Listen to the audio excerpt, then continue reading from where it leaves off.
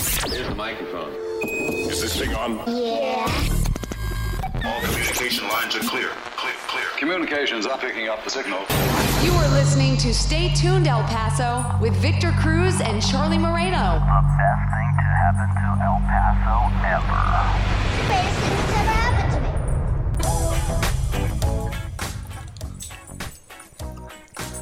me. Hey, Vic. Well, welcome to episode number 20, right? You did 19 without me.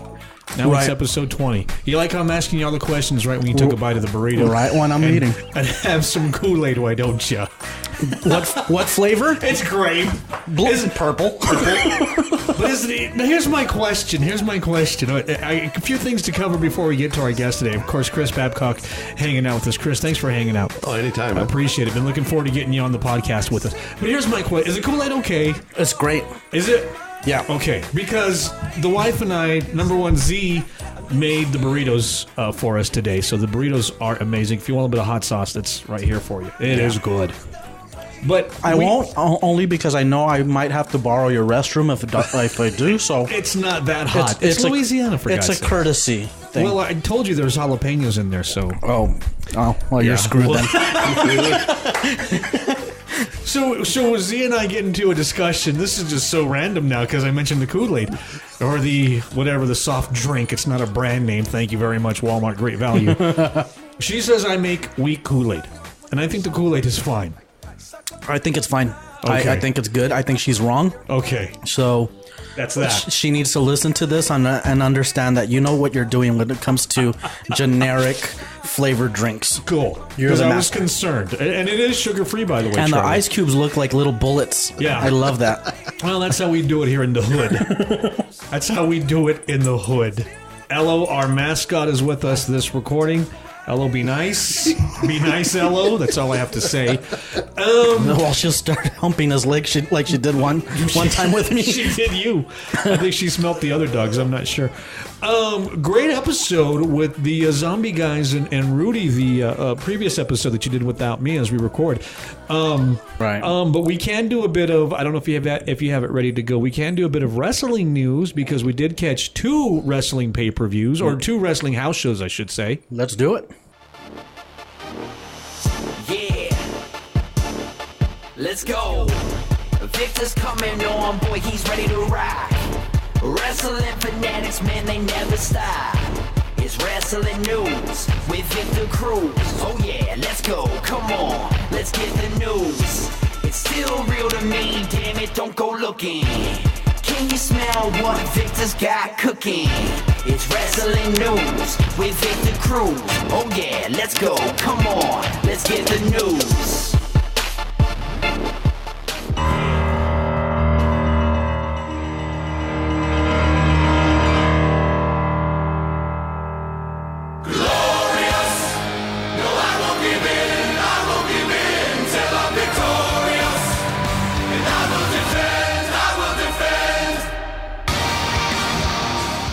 The 2 house shows that came in through Las Cruces and El Paso, I think we talked about this in the previous podcasts.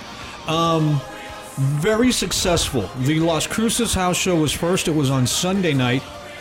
That was at the Pan Am in Las Cruces. At the Pan Am. And then the Monday night show was very, I don't want to say historic, but it was memorable. It was noted because it was the first time wrestling. Where did the bulldozers show up? No, they just hit the corners of the Coliseum. The 4 turnbuckles, and that was it. And what was left was The Rock. It was the last man standing match is what it turned out to be in The Rock. It was a cage match, but they didn't intend that. It was to keep the construction crews out. This was historic because it was actually the first time WWE had been back in El Paso at the Don Haskins Center. We've had plenty of house shows, but they've always been at the Coliseum. And at the Don Haskins Center, I got to meet with the promoter, believe it or not, at 11 o'clock on Monday, 11 in the afternoon or in the morning. And at 11 o'clock, they had 5,000 tickets already sold for the Don Haskins Center. It's really good. So didn't get to hear the end result, but I'm assuming it was at least 800, maybe another 1,000, maybe 900 tickets sold, which is huge for a WWE house show at the Don. That's good. And I asked him specifically, I said, is this something that's leading into possibly having maybe an actual Raw or SmackDown live show come to El Paso? And he said, no. But, interesting. He made me pay for lunch, and that was the end of the meeting. Do you validate parking? Yeah, exactly. And what time is my flight? Wow. Interesting enough, though, I did find out why we do not get specific shows, those Raw or SmackDown shows that had absolutely nothing to do with what I was speculating. It had nothing to do with the pyro, the fact that the Don Haskins has limitations on pyro. It is essentially... There is no, and this kind of goes back to Duranguito, if you will. There is no facility in El Paso or Las Cruces that can house their jumbo Titantron that they use for the entrances and video packages. And that's what you see in every televised match and everything. So the guys are coming out, they've got these huge, and that's what the audience watches during the filmings, and when you're in commercial, they're running promos, so you get to see all that. I mean, essentially it's a big part of the show, but no facility here can house that. He was telling me, do you realize how big these things are? This and that. So I don't know, does that mean that if we did get this cultural arts center, in quotes, would we still get a Raw house show? Or a Raw SmackDown live show? No. Of course not. Still not a sports. Still not a sports thing. So, I mean, what are your feels about that? Do you think that it's ever going to happen? Or is the city of El Paso going to have to build something that every single major production wants? And that's where you get into the slippery slope, because every production company wants something different. You can't say, Disney on Ice uses this, and then WWE uses that. I think it's a shame that the WWE has not been in El Paso for a live TV taping, because you get to see live TV shows, Raws and SmackDowns, from cities smaller than El Paso. Yeah. And El Paso, like WWE or not, the fact of the matter is this is a huge, huge wrestling/boxing community. We like our sports. Yeah. And I think Elo agrees. And I think it's a shame. I think it's a shame that we don't get these live tapings with them. Explain what Raw and SmackDown are. But essentially, it's just two separate brands. It's two different ways to get your wrestlers out there. Okay. You're either on one show or you're on the other. Same company, WWE, but you're either on Monday Night Raw or you're on Tuesday Night SmackDown. Okay. Kind of like any sports franchise. You've got the, MLB, you've got the two separate coasts, you got the two separate leagues. It'd be like the different leagues, if you will. Raw Tag Team Champion, or you're the SmackDown Tag Team Champion. So what is WrestleMania made of? That's when you take the two and combine them. That's the Super Bowl. Yeah, that's the Super Bowl. Yeah, the World Series, if you will. You can cross over, but 90% of the time, you're on one show, you're on the other show. Okay. There's no crossing over. So unless Raw there's and a pay-per-view. SmackDown are two divisions. Yeah. And they rarely cross over unless it's the main WrestleMania type of thing. And in that mind frame, the wrestlers won't wrestle each other, if that makes any sense. Chris mentioned it's like the World Series. Right. So is the World Series like baseball? It used to be just baseball, but now it's poker. Soccer? Oh, yeah. The World Series of baking. See, Vic, Vic, I'm not that stupid.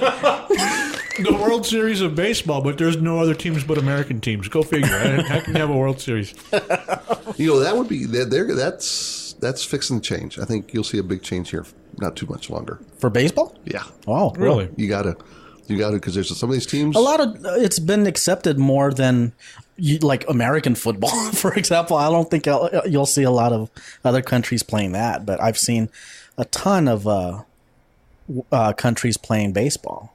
I mean, it's huge and crossing over. And I still think American football is the novelty of the sports. We go play football, American football in Europe or whatever, And I don't think they quite get it, much like a lot of us still don't get soccer. I watch rugby, and I'm like, okay, I like it, but I don't get it, but I like it.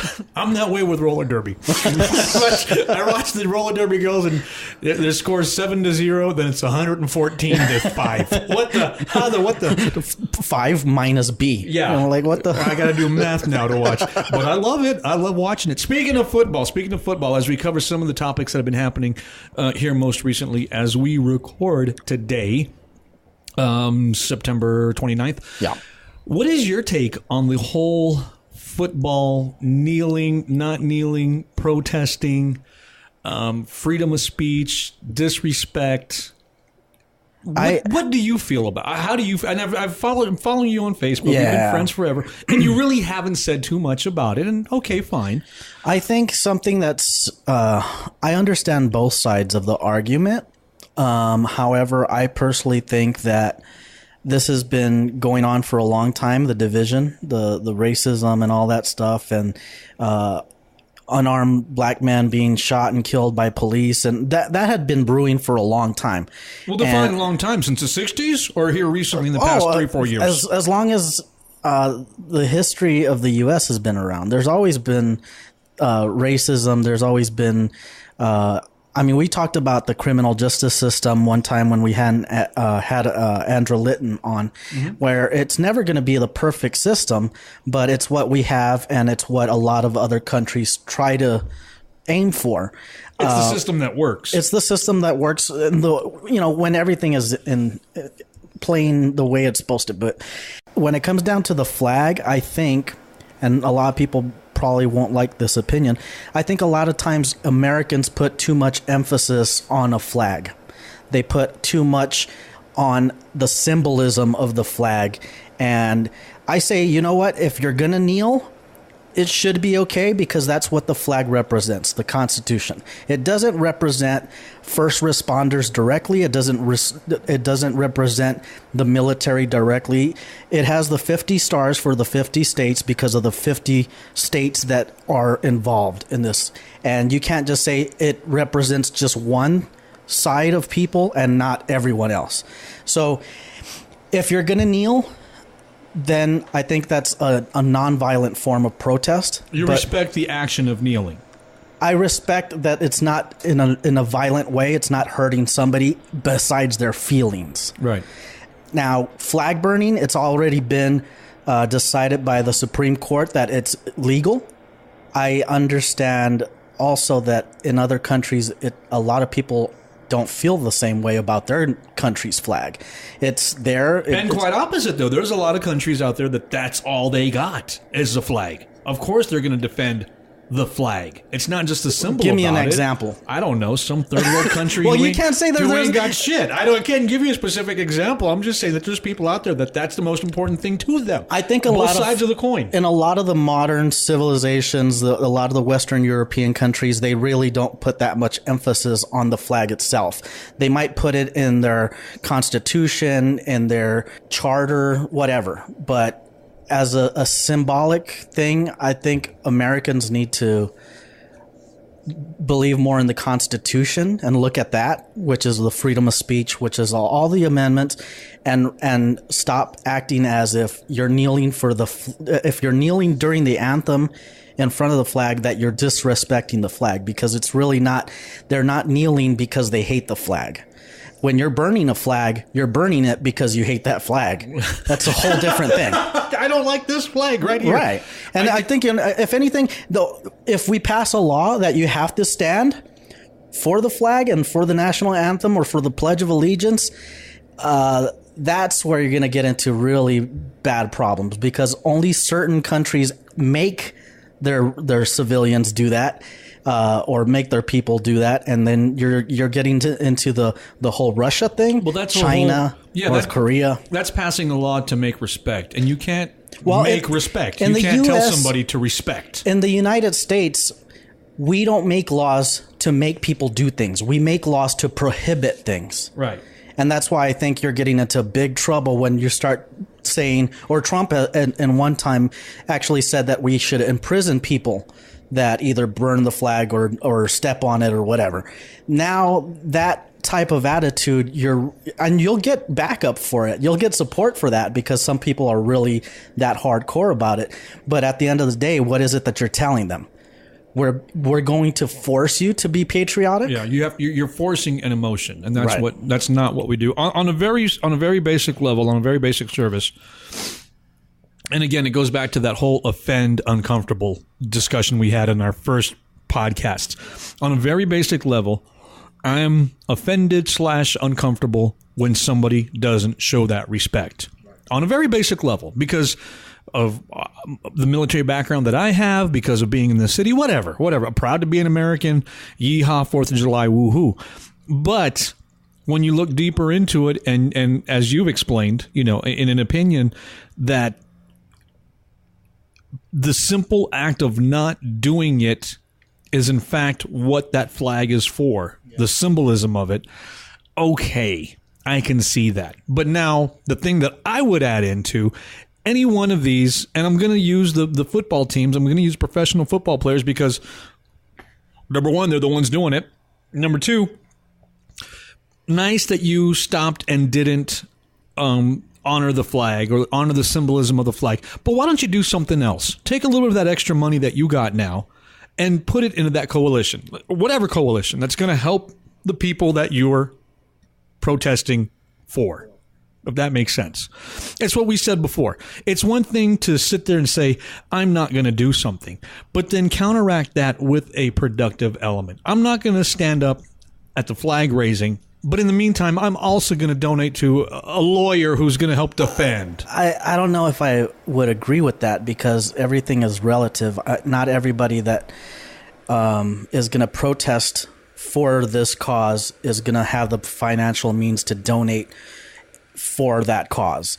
But I think when it comes down to it, if you want to avoid all the drama between both sides, stop televising the national anthem. A lot of countries do not play their national anthem unless the sporting event is against another country, or if it's for the Olympics, or if it's for a major, like a Super Bowl or something like that. Correct me if I'm wrong, but isn't the whole idea of playing the national anthem before, didn't that come about more so because after 9/11? Well, that's the thing. Were we forcing patriotism? Yeah. That's why I said on the very, very surface, yeah, absolutely. You need to stand up. But then again, I've caught myself. At a sporting event, at the WWE, I didn't put my hand on my heart and recite the lyrics. No, I stood up and paid respect. So how much different is that than... And was I 100% patriot, or did I just go 50%? Well, there'll be somebody behind you that's more of a patriot and say, "Oh my God, you didn't do it exactly the way you're supposed to do it." No matter what you do. Yeah. What do we do with all the Jehovah's Witnesses in the U.S.? Round them up and ship them off to... Do we put them in internment camps because they don't stand up for the flag? Send them to Nambia. Yeah, send them to Topanga. Topanga, the island of Topanga. Right off the coast of Nambia. Delicious mountains on the island of Topanga. If you want to go old school and talk about tradition and America and patriotism, should we bring back the Bellamy salute? What was the Bellamy salute? That's when you actually lift your hand towards the flag. And salute. And salute the flag with your arm extended out with your fingertips pointing the flag. During the duration of said... The Pledge of Allegiance. A national anthem. Yeah. The Pledge of Allegiance, as far as I remember, the Pledge of Allegiance, the person that wrote that was Bellamy. And that's actually how he said the salute to the flag should be. Arm fully extended diagonal at about a 45-degree angle towards the flag, which looks a very, very, very similar to... A little bit. Yeah. So basically they stopped doing that salute in around World War II because... So somebody ruined it. There's somebody had to bring in the Nazis, and it's over. Well, I'm just saying, I know there's no clear-cut definition. Most people would argue, some people would argue that there's a clear-cut definition, and this is what you do, and that's the end of it. And now, like I said, on the surface, I believe one. I shouldn't say believe. On the surface, I feel one thing, but in a whole general aspect of it, there's a lot more to it. I don't like the idea of kneeling for the national anthem. But if I see it happening in front of me or something like that, I'm not going to address it. I'm not going to start anything because it's only going to get worse. You're never going to, it's like arguing with somebody on Facebook. You're never going to win. You're never going to change their mind about anything. I thought the exact same thing. And again, going back to the WWE, because it's one of the things that the WWE is quote unquote patriotic, if you will. They like to salute every. And I thought, what if I'm at this event? And they do make an, please rise, remove your hats for the playing of our national anthem. And they run a flag on their video screen that they have. And I thought to myself, now what am I going to do if I see some jackass or somebody not standing or kneeling? Then the piece of me says, are they doing it because they don't believe in it, or are they doing it because, and sorry to say, it's the hot new trend now? That's exactly why you're seeing it happening. That's why you're seeing it so much now, and that's why you're seeing it in high school football games. And you're seeing, I saw stories of a little league coach that was teaching his football players in Little League, like toddlers, to kneel. Can't even catch a ball, but you're going to kneel. Kids are so easily influenced and manipulated at that age. And then they don't understand it. And then we're going to go get pizza. Okay, that's all they want is the pizza. So I think that's the biggest problem, is that it is the in thing to do now. So you're going to see it a lot more, and people are going to be doing it for stupid reasons. I know I really understand how some people could be real defensive about it, and I understand that, but I personally think a lot of this is, let me preface this by saying I'm not a Trump supporter. I didn't vote for Trump. But when you had the whole Trump and Clinton thing going, you had people that were really supportive of Trump because they hated Hillary. Right. You had a lot of people that hated Trump that would support Hillary. What you had is people on Trump's side accusing the liberals of being these snowflakes. They couldn't handle the speeches and they couldn't handle the dialogue. And then on the other side, you had the liberals saying everybody that supports Trump is a racist and hate monger. And so you have all this internal fighting.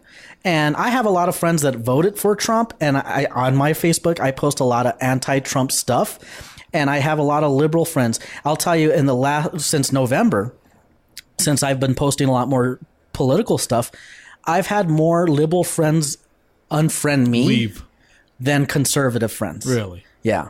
And that's me being really outspoken against Trump. They've stuck around. And sometimes what I'll do is I'll post something that I know is going to be controversial, and you'll have a lot of back and forth. I just did this the other night. And then the next day I'll post something cute and happy. Just to see how many people are still, and I'll get with you, and I get a lot of likes and a lot of comments, and I'm like, okay, that person is still with me, still commenting, still looking at my posts. And then you start to see, oh, what happened to this guy? Well, I haven't seen him in a while. Oh, he unfriended me. Yeah. The end of days, I really think we're seeing it. Not in the hope so. Not in the biblical sense of it's over, but I'm just saying I think there's a lot of defining definition. One side to the other. I think it's time that we just start over. I really do. Honestly, I really do. Isn't that what the Constitution says at some point? There's nothing like a natural disaster to get people to come together. Because admittedly, there's a lot of shit going on right now. California, all the way to Puerto Rico, all the way to the floodings in Houston, and people are going to jump up and down and scream. And I'm glad Chris is here because you didn't bring in your tinfoil hat for the I know he's in journalism, so I'm not assuming he's going to take one side or the other. He's just probably going to present both sides. If he wants to go to one side or the other, that's great. But I understand his job. That he doesn't want to be, he might not be, I might be wrong. He doesn't want to appear biased on some of these stories, but not in the public anyway. Oh no, I'll be straight up about the bias. Yeah, I'll tell you straight up. I mean, it's just there are definite truths on this planet. And it's hard for people to understand that. But wouldn't that be nice? You just disagree with it. That's fine, but you can't discredit it. It's it will start with the flat earthers and go from there. Oh God! Before we do, let's properly get into Chris now. Let's bring in Chris. Chris has an amazing history of news and journalism, and hopefully a future lined up for as well. Chris, thanks for coming in. Give us a bit of, if you can, capsulize bumper sticker your history journalism that you've done. Let's see. Whoosh. To say you've been everywhere and done it all. It's pretty close. I mean, and that sounds like such a self-serving pat on the back, but I've done a lot. This goes all the way back to 7th, 8th grade. My grandfather giving me a little 8mm camera, and I wanted to record stuff, trains going by, planes flying, and then I figured out you could do Godzilla movies and have Ross's dinosaurs attack trains. And that became, there was that, and that bled over into school, and, there would be fights on the playground, and we would pretend to have a camera and go cover the fight or cover the football game. And it just became one of those things. It just, it was an interest in letting people know what's going on. Always an interest in telling a story. So that led you into how many of the news outlets here that you've done? I've worked almost 10 years at 7, and then almost 3 years at 9. And then that was 2 years ago. So I've been 2 years out now. And radio back and forth. Oh yeah, in and radio. Out. Yeah, radio since the late 80s.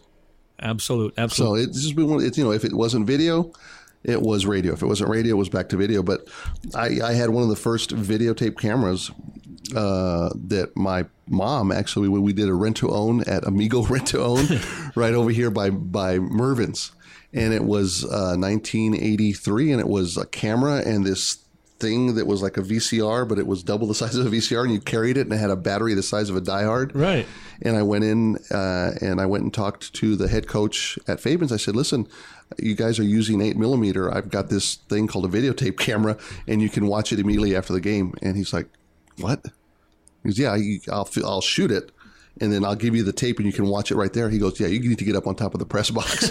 And it was a portable studio for all intents and purposes. Pretty much, and it weighed about as much. Yeah. And from that point, and see, at that time, in 83, it was myself with this little tripod and a videotape camera, and then we had the home film crew, which was a big Panasonic, like the old-fashioned newsreels, where all it was missing was a crank on the side.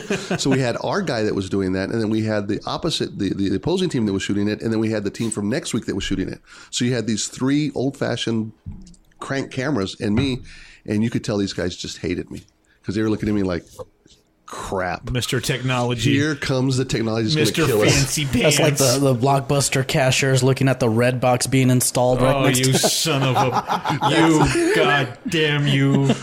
And I would, I'd fold it up and I'd put the camera in its little case, and I had it was like an oversized Merce, and I would climb down the stairs and, bye guys, we'll see you.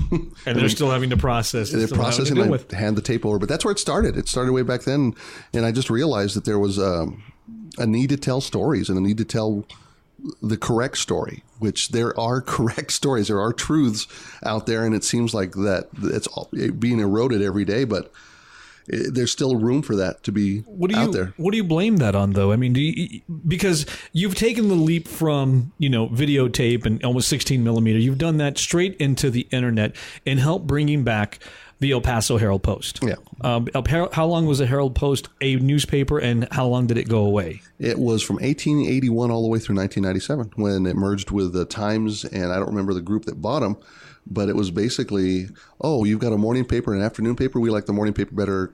You're done. And it was done, again, hindsight is 20/20, but the Herald Post was always the paper that you went to see how the news affected people. When I started writing, I would write about the racers or the football players. And that's what the Herald Post was. It was the story behind the news. And that's why it was so successful, because they actually went after the stories. There was corruption in the school district. How did it affect that one family? And that's what was key. And even in the early days of the internet, 95, 96, by 96, they were the first paper on the website, on the World Wide Web. And by the time that they shut the doors for the Herald Post, in 97, they had 500,000 users a month on their website. That's numbers today. You drool over numbers like that. Right. But, the company didn't see it, and they axed them, and it all drifted free. And I thought it was a tragedy. I knew people who wrote for it, and I knew people who worked. And I thought, I always had in the back of my mind that it needed to come back. It needed to be relevant again. And you did that. You helped make it through a series of misfortunes or fortunate misfortunes. You brought back the Herald Post. It's been up now for about 2 years online. Yeah, we're in starting year 3 now. So, do you have anybody? Did you ever work for the Herald Post? I was a stringer. I would write the football stories for Fabens. And then, do you have anybody that used to be with the Herald Post as a reporter or anything now? Let's see. Steve Escajeda, who actually worked for the Herald Post, occasionally writes for us. And, he asked me, he's one of the few people who asked me, why'd you do this? I said, I did it for you guys. I didn't do it because I wanted to have my own, I've got my own newspaper. I'm going to end up being like Citizen Kane. And no, it was basically, it sucked. It was a bad decision that needed to be rectified. And to just throw away 100 years of history and, flush 110 careers down the toilet, it wasn't right. It just wasn't right. It wasn't right, but it was the motive. It was the way of the time. It's the way that things happen with technology. And I keep going back to technology because Herald Post is online now. Yeah. And that's the only way. Yeah. It's continued, and you've taken that 100-year plus history and have added new life into it by bringing it back online. I would hope so. I mean, but the impetus behind it was, and I tell people this all the time, and if they don't believe me, they can go to the library and look it up.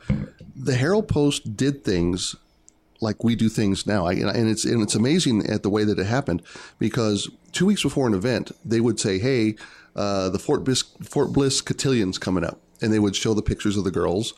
And then they would say, "Hey, don't forget, the next issue," they'd say, "Hey, it's next week." And then they'd go cover it, and then they'd give you the aftermath. So they would close the circle. Yeah. And they would have people sharing this stuff. And what I'd like to tell people is that the Herald Post, the original Herald Post on the paper, was social media before we had a term for it, because it was people sharing information. It was, here's the event, we went to the event, here's what happened at the event. Oh, and get ready for next year. And you can't do that nowadays just because corporate ownership, time management, which is a fraud.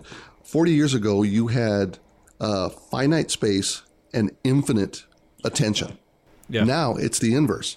You have infinite space, but finite attention because it's all banging you over the head. And that's where we're at. And it's just a matter of making sure that you're telling stories. So let's jump ahead now to what would be the breaking, quote unquote, breaking news story of all this El Paso stuff. Because, again, El Paso Times, Herald Post, obviously staying local, keeping things local in El Paso. We've had great stories. You've had this amazing history with the Herald Post, both times too, but the Herald Post as well. But the latest breaking information that came out, again, as we're recording, was a few weeks ago, was the editor of the El Paso Times. With Bob Moore, he's been an icon. He's been on people's hate list. He's been the person that they point to. Oh, Bob Moore is the reason that El Paso sucks, because he's running the Times and he doesn't run this and he only likes his. No, he's an editor-in-chief. He's got to make the tough decisions. Yeah.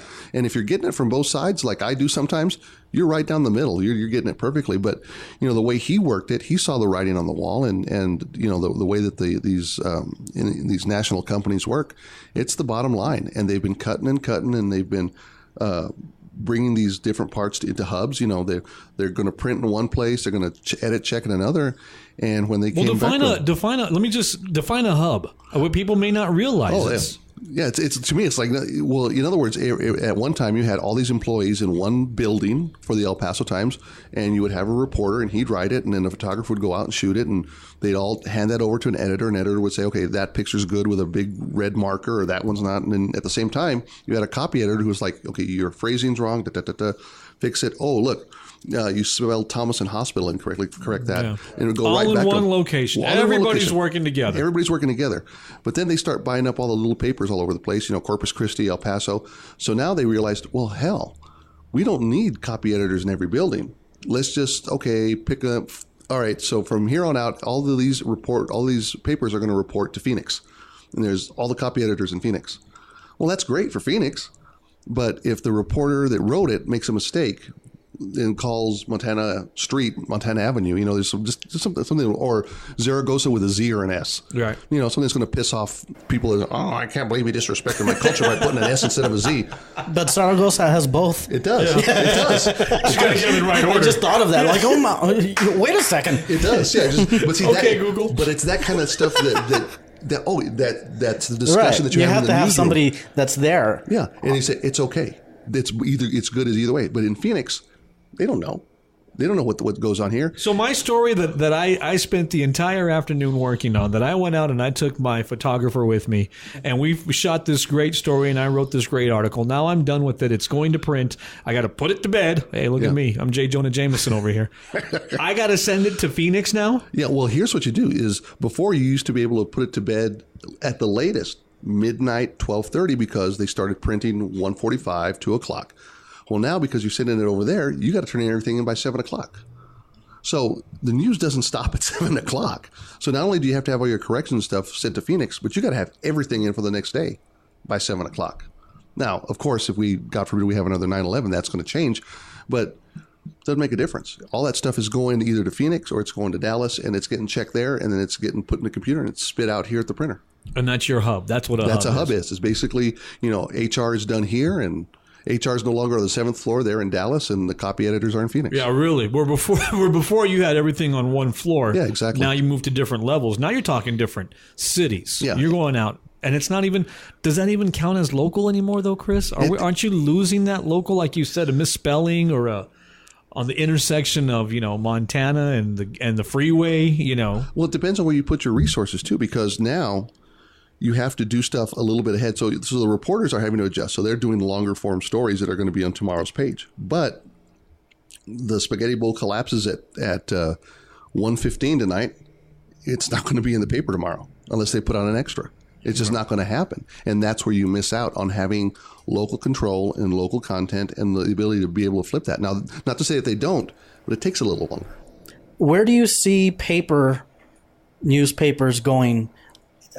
As a medium, I mean, I have to agree with Charlie. I picked up a paper 2-3 weeks ago. I mean, they're still in demand. There's a lot of animal shelters that need them to line cages, but I just don't know anybody that actually subscribes and reads them at home. I've got boxes that I got to have stuffing shredded inside. So it's just, I'll let Chris answer that, but it was just surprising to me because it'd been about maybe a year or two since I really picked up physical newspaper. We can make all the jokes we want about, what paper is and what a newspaper is, but I'd noticed the same thing what Charlie had said. They've even combined the sections. You used to be able to pick up the A section, B, C. You open up the B and sports is damn near buried in the B section. I mean, is there still going to be a need for newspaper? Where do you see actual newspaper going? I think just shy of it being what we've seen in the movies, like with, I guess, Total Recall, and then what was the one with Tom Cruise? Where he was the cop, the future cop, that he would see the future, and Minority Report. There's scenes in those movies where there's active paper, and people are working on it. And basically, it's paper that you can actually download content on and flip through. That's probably where it's going to end up. It's going to end up in being something recyclable, something almost like a flexible tablet, but as a go to the Good Time store and put down your 25 cents. I think days are very short. The comet has already struck. We're just seeing the die off now.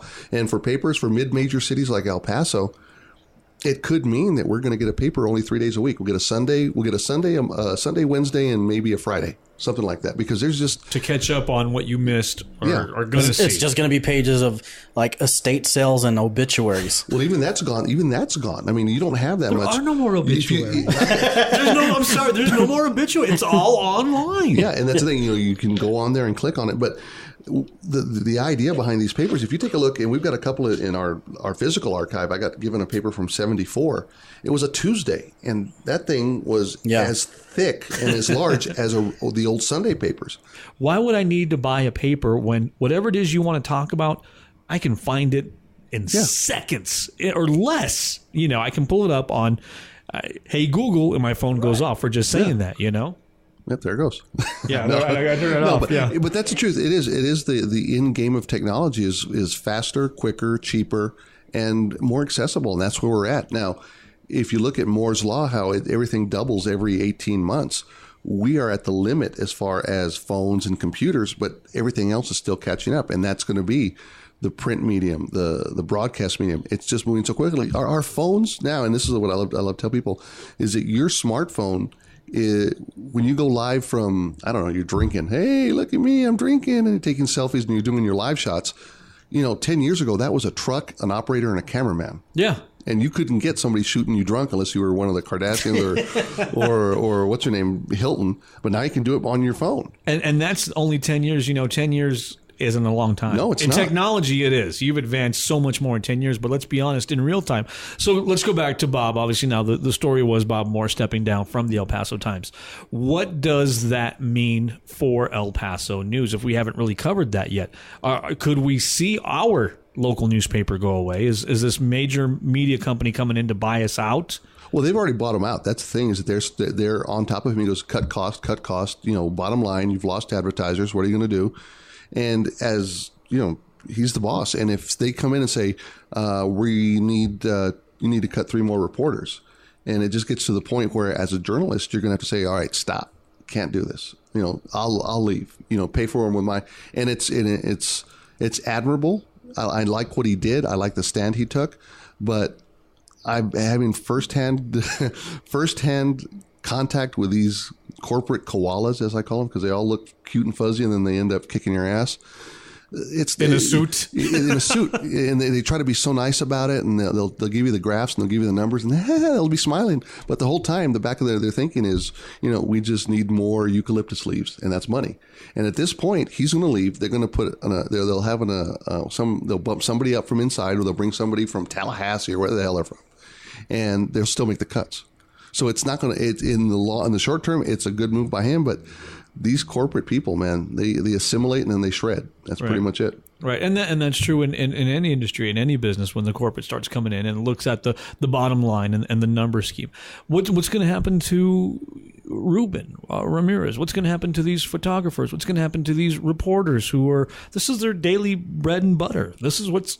Well, they're going through the same thing that happened to their brethren that were at the Herald Post when they first got cut. What do we do? Where else can we write? Where else can we take these pictures? Well, now, fortunately, the internet has opened it up where you can actually do this. And I think that's where initially I got a lot of hate. I think there's still some latent hate with what I've done, because I know firsthand that there were some people, as soon as I launched it, they were like, how dare you? I worked there, and how dare you cheapen our name? I was like, well, hold on a minute. Did you get a lot of backlash for resurrecting something that was dead? There were some people who worked for the original Herald Post, and I understand it. I mean, hell, if somebody, if I worked, long and hard at this, and I had to shut it down, and somebody else came and just swooped it up, I'd be kind of pissed. But then I would try to see their side of it. But in their case, they were just. I finally reconciled it with myself. Was, all right, you spent your whole life there, and it got yanked out. You're pissed. Then somebody else shows up and tries to do the same thing. I think there's a little bit of, well, shit, I could have done it. Yeah. And it's literally quicker, better, faster, easier. Yeah, and that's where we're at now. Ruben, I love him. If I could hire him, I would. I just can't. But he has the opportunity to take all of his body of work, put it online, and say, hey, now you can get this professional photographer to do this for you. Right. And I think that's where the future lies. But it's very difficult. And at some point, I'm hoping that we're not going to get eclipsed. But I'm always trying to stay at the cutting edge, and you got to keep evolving. And how is the Herald Post doing online now?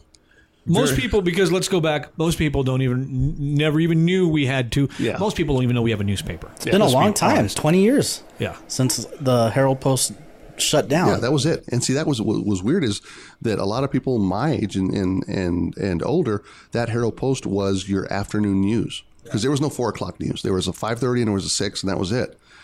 And for football season, I can point this out. One of the biggest sellers was that Saturday morning extra that they put in there with all the high school pictures, because people wanted to see what happened. So taking that idea and putting it online, which is what we've done with the Post, it's really been building on the strengths of what the old Herald Post was: social media and pictures. So we've been able to take those two things and get these audiences, and it's been great for us. I mean, we're still 5th place overall if you take all the traditional media outlets. But as far as time on page, we're kicking butt. People are spending a lot of time reading our stories, and your columns that you put in there. And we've got all of our columnists who put good stuff on, and we have video now. We have the ability to embed video, and you can stream that. So the Herald Post Sports in Depth that we do with Mondo and Darren, it's just, I look at it, it's almost like a Luby's. Like, here's a cafeteria, take what you want, use it. You just want to read stories. You want to hear an audio version of this, go ahead. You want to watch video, do it. Just, here it is, you make the decision, which is what basically the internet is. Make it all available and let the users decide how they're going to shake it out. Social media, reality shows, and there's going to be classes taught in college if we survive the next 10 years. Let's hope not. But there's going to be classes in college taught. You're just a fan of slash and burn, huh? Start over. I just want to see the world burn. There are some days, I remember, God, when was it? It was probably after the last election. I hate to say it. I was like, man, Just a class XX solar flare. Just fry everything. Let me grow my tomatoes. See, that would be fine. That's too fast. I would want to actually see the destruction. Well, maybe you are though. That's my point. We had the eclipse. We had Mercury retrograde. We had this huge eclipse. November 9th of last year, I had a dream that I was. Oh shit! You and your dreams. Oh, I was somehow on I-10. Right around Geronimo or Airway. Stop. Just stop for 1 second. Yeah. Does it involve, and I'm not even looking at, okay, you can vouch. I'm looking right at Victor right now. Does it in any way involve a meteor striking the mountain? Wow. Close, I think. Really? Not the mountain, the refinery. The dream was that I was in my car on I-10. My wife was with me, and we saw the devastation everywhere. So we saw explosions. So I was on the side of the road, and you can see off in the distance at the refinery these something falling and explosions, and then like you said, on the mountain, like everywhere, little by little, and you start seeing the clouds and the explosions and everything. And I remember part of the freeway, like the spaghetti bowl collapsing, and I remember people. It was like the rapture, like what you would think the rapture would for El Paso. Be. Yeah, but keep it local. And that the Chicos Tacos up in flames. There were people being teleported up. Oh. But that's really what, and it was a really short dream from what I remember. It was just a few seconds, but it was this vision of all throughout, I could see the scenery, the whole city, and different explosions taking part in all over the city. The refinery, right. The mountain. I remember seeing the spaghetti bowl come down. Fort Bliss going nuts, military. And the irony was that I was so calm. I was just watching, saying, "This is it. We're done." You're the sixth person now that's had a similar type, almost verbatim. God. Are you serious? Wow. Yeah, and two of those other people, myself and another, were in news, and we're on the freeway, and we cannot report it because we're in the middle of it. That for the longest time, before 9/11, movies, popular culture showed disasters, but people coming out of it. We never really saw, aside from that. Again, we'll go back to the Godzilla movies. Cities getting wiped out, but on the upswing toward 9/11 and afterwards, there's this collective vibe out there that all of a sudden you got to see the comet hitting Earth. Right. You got to see bad things happening. And there's this belief that that's the unraveling of the cosmic consciousness between everybody, that everybody has this shared idea of that things are bad. And that might just be it. If it happened in the last year, I would happen to say that there's probably been a lot of signs that we've kind of internalized that things are going to hell. But it's weird that it's just so descriptive. And that, again, goes back to the storytelling. That's where it starts, because you could very easily go back and say, you said it. If something happens, somebody's going to say, yeah, I heard about it on that podcast. And yeah, I wrote a story about that, and I knew it was going to happen too. Mm-hmm. And all of a sudden he's an expert. So the people, have you had the dream also? Yeah, it's a short dream. It's maybe, if I could put it into words, it was about maybe 25, 30 seconds. Right. And it starts out, driving, and then and explosions and fire. And then again, there's a little bit of a disquiet. It's like, man, I should be calling this into the news station, but it's like, oh, there it is. It's over. And then that's it. Who are some of the contributors that you have on the website? Okay, so we've got Jack Lutz, we've got Mondo Medina, Trisha Martinez from KISS, myself, when I get, whatever grinds my gears, I'll go and write something there. Let's see, who else? Chandelier Callow. Let's see, but the big ones, who else? And I know I'm leaving out a few. I know Felipa sometimes comes on board. Art Portillo, who's in film, he comes on board sometimes. Who else? I'm gonna throw his name out there just because I think he does a fantastic job, and he's become a friend because of. He wasn't a friend, and then he started working there, but because he's working there. Alex, Alex, she's awesome. Amazing. Yeah. Andres Acosta. Yes. Ace Acosta. Some of his photography work is just spectacular. I stole him when I was running the Armor, the semi-pro football team. I saw him take our pictures, and I was like, he's got to be part of the post. And then now he's training Steve Cottingham and one of my little band kids who's graduated from high school, Kevin Venegas. They're just doing awesome jobs. It's just there's a lot of people, and they're all I just put together the colorful blocks, and they put the content in. Stephen Cottingham, he does a lot of stories about churches, which I was very surprised about. People like to read and look inside other churches. Well, I prefer Popeyes myself. Yeah. Well, there. Or KFC. But I mean, fine with churches. It's okay. I don't Popeyes, nah. Yeah. I like Spicy. Popeyes. It's a spicy. But again, it's well, you had churches the other day because I had some. Yeah, I don't like this. This joke is just dying. No. It's another one. It's I might have to edit that out. It's a dead chicken. Where's Rudy? He's gonna like that one too. Charlie, what else you got for Chris? I'm done. He was disappointed he didn't get any drops to record. He texted me. He goes, hey, do you want any recordings or anything? He's like, no, we'll be all over the place. Did I say we were all over the place? I wasn't disappointed. I got that feeling that you were disappointed. No, I like to have things set up. If you were to start talking, like, for example, a news story.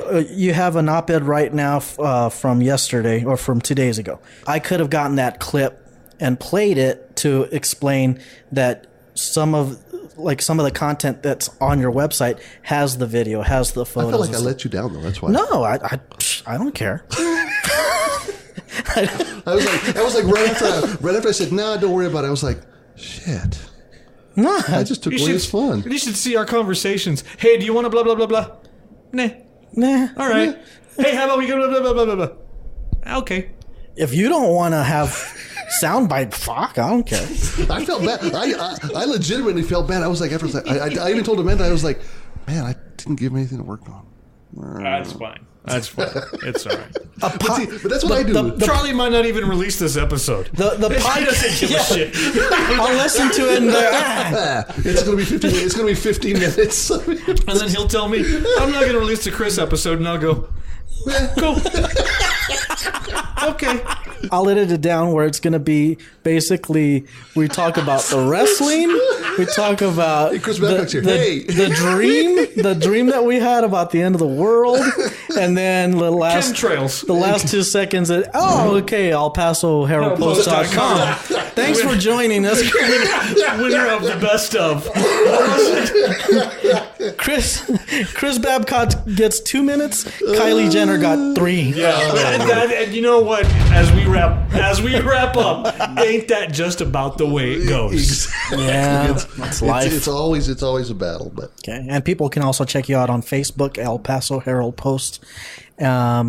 What else? I would recommend if you like the Herald Post on Facebook, also there's an option to make it the first article you see. If you want the breaking news stories, you want the cool headlines, make that the first article you see on your Facebook feed. It's a real simple, easy drop-down button, I think, that comes up when you like the page. Yeah, the following icon. Yeah. And we won't bug you. We're not going to do, like I said, the drunk stabbing of the week or the rollover of the day. Thanks for hanging out with us. Thanks for inviting me. I appreciate it. And it's always exciting. And the online is just amazing. PasoHeraldPost.com. You've been listening to Stay Tuned El Paso. If you want to contact us, there's phone numbers for you to get a hold of us. You can like the Facebook site as you're downloading as well. And make sure you use the hashtag STEP for Stay Tuned El Paso. Hold on. We forgot a couple of things. We forgot the movie's coming out next week. Okay. Next Friday, which is October 6th. Let me get that real quick. Blade Runner 2049 is going to be coming out with starring Ryan Gosling and Harrison Ford. The Mountain Between Us with Idris Elba and Kate Winslet is also going to be coming out October 6th, which is Friday. That's about a canceled flight and a chance encounter. That's an airplane that crashes or something, and it's a romantic rom-com. It's Titanic in the air. It's Titanic in the mountains. Wow. Well, we know how that ended. Well, then, bye, Idris. Bye. Well, we don't have to review it then. Yeah, and then one I know Victor is really excited about, My Little Pony, the movie. The movie? Yeah, October 6th, Friday, October. Oh, yeah. It stars a couple celebrities. Voice work, I'm sure. Kristen Chenoweth, Emily Blunt, a few other people. It's basically, I honestly, I didn't read. You're just looking at it now, aren't you? I'm just, I'll I'll wing it. It's join Princess Twinkle Sparkle, Applejack Rarity, and Fluttershy, and the rest of the most beloved ponies as they face a dark and strange threat to Ponyville. I really don't know what this is about. A downward shift in the economy leads to new ideas in the food industry to save money as an investor lobbies to build a new horse slaughter facility in Ponyville. What? Wait a minute. Is this for kids? What? I thought you were reading another movie title. I just spit out a little bit of apple on my mic. That's the kid movie? Princess Twilight Sparkle, Applejack recruit other ponies to start a militia to protect Ponyville from local hunters set out to destroy their species and their village. I don't know if I would take my kids to that. I want to see this now. Yeah, I want to see it. What the hell? I guess we know where we're going on Friday. What the? That's the kid movie. It's a comedy. Yeah. Well, if anyone watches My Little Pony, let us know how it turns out. But we'll probably camp out the night before to check that. I'll be wearing my pony gear. My Little Pony. Oh, the Facebook thing. Oh, yeah. We had a contest on Facebook. Not much of a contest. We wrote a post, and if you wanted to, you can leave a comment. We're going to give away a $25 gift card. We had a few people comment. And remember to like and share our page with your friends and family. Or enemies if you don't like the show. Just share it with anyone. Mm-hmm. But we have a few people that left comments. So what I've done, because I know a few of these people, I wrote down the names, assigned them a number. I wrote down the numbers. On a separate sheet of paper. On a separate sheet of paper. Making this as random as we possibly can. And then I put all the little papers on the table next to Vic. He's going to shuffle them around, read out the number, and then I'll read out who that number belongs to. And this is as best as a blind drawing as we can do. As we can, yeah. And we are really drawing out pieces of paper. Number... I grabbed 2, but the one I opened is number 10. Number 10 is Sarah Macias. Sarah! Yay! Now, the only way you can redeem your prize is if you actually listen to this episode and comment that you want the gift card. That way we can see if these people that left comments actually listen to the damn show. That's kind of what we do on the radio with the winners too, trust me. I have to make sure that we give it to a legit winner. So our winner is Sarah Macias. Maybe we can, if after she listens, we can have her on a podcast, in a future podcast, and give her the or give her the gift card there and then, or not. A gift card to what, by the way? It's just going to be like a $25 MasterCard type of card that you can use anywhere. Cool. There you go, Sarah. Sarah, leave a comment. Let us know when we post this episode 20. Let us know that you heard this and that you're the winner, and I'll meet you somewhere and drop off that gift card. Because that's not creepy at all. Thanks to our guest, Chris Babcock. I'm eating. From the El Paso Herald Post, we mentioned a few times El Paso Herald Post online, elpasoheraldpost.com. Follow them on Facebook as well.